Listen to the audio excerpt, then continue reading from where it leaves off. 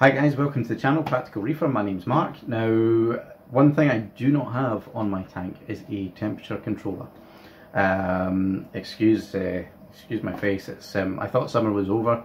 It's about 20 odd degrees in Scotland at the moment, and it's about 25 degrees in my office, or it was during the day. I'm now at a low 23.8, so it's pretty toasty. Wasn't quite expecting that, but enough about a Scotsman complaining about warm weather. I'd love to show you the box of my Nicrew digital temperature controller, but Amazon stuck a massive big label on the front of it. So you'll see there it gets used for reptiles and lizards and snakes and things like that, which is kind of the main kind of focus of the ad that was on there. But it does say it's also suitable for aquariums, and the probe is plastic and it's waterproof. So that's great for my use, obviously. So obviously at the moment I use 250 watt heaters, and I will probably keep using that, but I'll explain that in a bit. So unfortunately I can't really show you the box, but it is a Nicrew digital LED temperature controller. So I'll open the box. I'm not going to show you it coming out of the box because it's very, very simple. And just to show you the instructions there, just quickly, I've just read them a little bit. So it's the Nicrew instruction manual.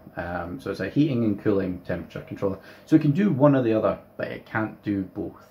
So for me in Scotland, I don't mind if the tank goes up a degree or so in the heat of the day, in summertime. It's going to be rare, and it's a softy coral tank. It's not going to be a big issue for me. Maybe if I had SPS, then I'd want to be like dead on the nail. I'd have fans and heater controller and all of that. But for me, I mean, this will do. If I wanted to put fans on it, I could. But obviously, the more important thing for me in my tank is to make sure the heaters don't stick on and cook the tank. Because if you get to 28, 29, 30 degrees for any periods of time, you're going to do damage to all of your corals and your fish and invertebrates and things like that as well. So it's a very simple unit. It comes there with just your little box, so your heater plugs into there, or your fans if that's which way around you want to do it. You've got an LCD or LED screen, it's LCD, and there are a couple of buttons there for controlling it. Now you've got your probe as well. Let me just see the probe. So you've got there, so the good thing about this, it's a plastic probe, it's not metal, so going into your reef tank, that's ideal. And then you've just got your plug there, so that'll plug into your power supply, and then your heaters will plug into this box instead. So it gives you that backup. I know some people are very, titanium heaters and controllers, but for me, I like that there's a thermostat in the heater, which maybe not the best thermostat, and it's, not reliable for years and years. But there's a thermostat in the heater, and there's also a thermostat in, well, I've got the heater controller, which has got a temperature probe, and that will control the heater as well. So it gives me an extra layer of backup because the heaters do fail. So we'll get this set up. I'll have a play about with it. I've never used one before. Where I did actually see this, a little bit of a shout out is it's a mixed aquarium channel. It's Mr. Brightfryed. He actually upgraded to the Inkbird, so he came away from this. Now the reason for that is that the Inkbird has 2 outputs. With the Inkbirds, they'll either have 2 outputs for heating, or they'll have one for heating and one for cooling, so you can cool your tank and heat it depending on what you require. For me, I don't really need it. It's very rare that the temperature in Scotland gets to that point, and I don't mind that 1 degree. So it was his channel that I actually seen it on. Now the benefit of this, just having, it will do heating or cooling, but just the one, and that's it. The benefit of just having the one output and being a slightly simpler unit is that it costs £15.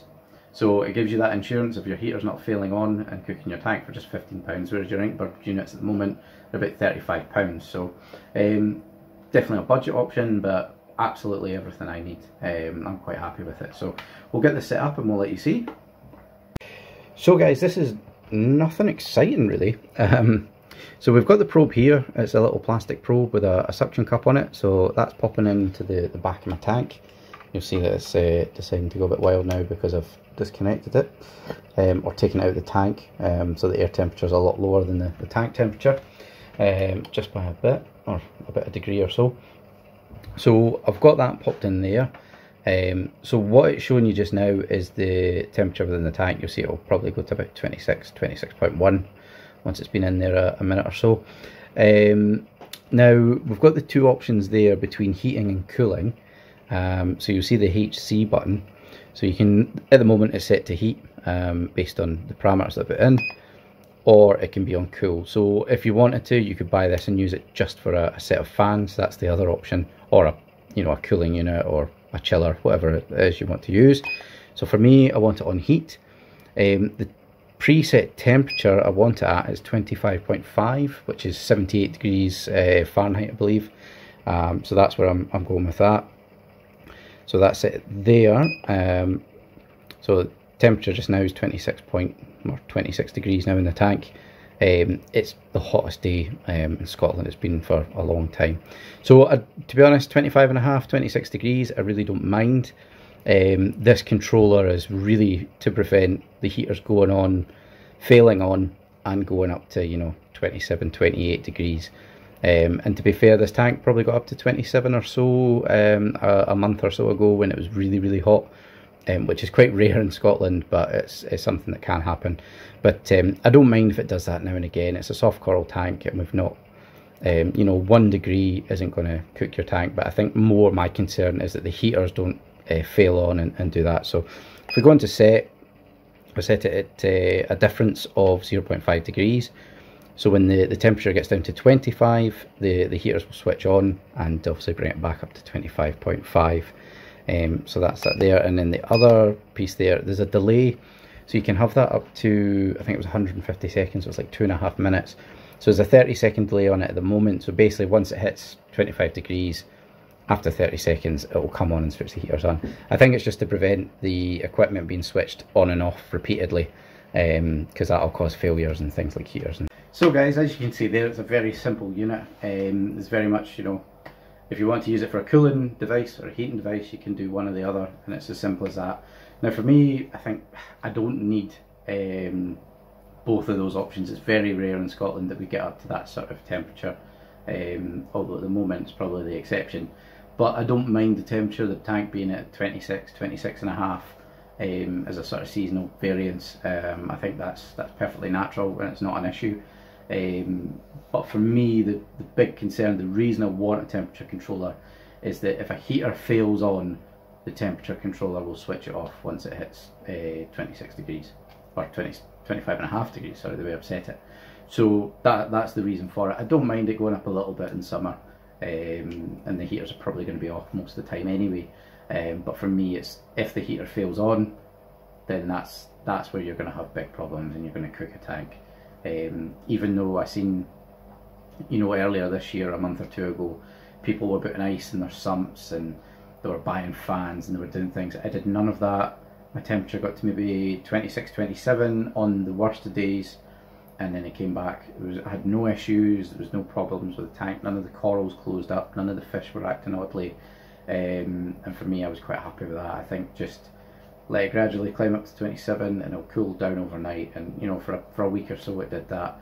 And I kept an eye on the temperature really closely. I had ice in the freezer, you know, ready, but it didn't need to. Nothing was adversely affected, and I think that's the case in nature as well. You're going to have little peaks and troughs of temperature, so you know, 1 degree or so isn't a problem. The problem is if a heater fails and you end up at 30 degrees for, you know, a number of days in a row, you're going to kill everything in your tank, and you know, you're leaving the hobby or you're going to be in tears. So that's why I've done it. But nice simple bit of kit, £15, really can't argue. Really happy with that. So thank you very much for everyone who's watching the videos, and to all my new subscribers and all my subscribers.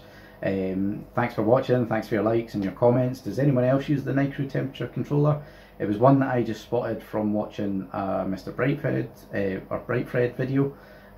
He has a mixed channel where he's got a little reef tank sort of similar to this, sort of a little budget one with a hang on back filter, and then he's got lots of other freshwater aquariums as well.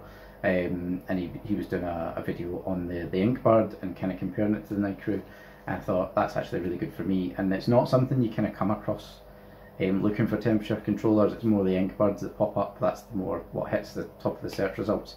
So Nicrew digital temperature controller for aquariums, that's what I've got, and it's £15 from Amazon, brand new, and that absolutely does the job, and it protects against heaters failing, which is my biggest concern of things failing.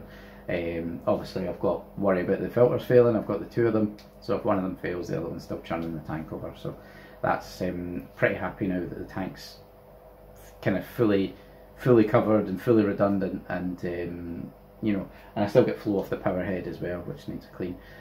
But again, thanks very much everyone for watching and subscribing, and I'll catch you all next time.